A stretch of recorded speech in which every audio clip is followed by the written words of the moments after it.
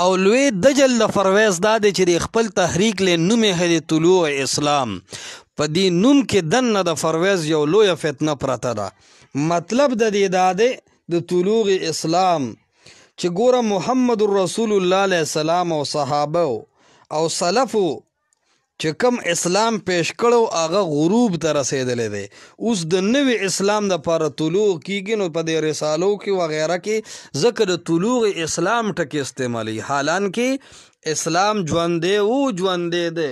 داسې یو صدي نه ده راغلی په دې 1500 صدو کې چې د هغې خلک الله ته سبا دا عذر پیش کړي چې الله مونږ ته دین پوره نه را رسېدلی. نه، اکملت لکم دینکم، الله فرمای دین ستاسو دپاره کامل شوی دی، پوره شوی دی. هغې کې د طلوع اسلام د رسالو هیڅ گنجایش نه دی پاتې شوی. فلهذا مسلمانان په هر وخت کې د دین د عمل مکلف دی او دین دی ته صفا د قرآن او د احادیثو د رسول الله علیه السلام په شکل کې موجود دی. د طلوع اسلام په نوم باندې عوام گمراه کول دا فتنه د فرویز او د منکرین حدیثو ده.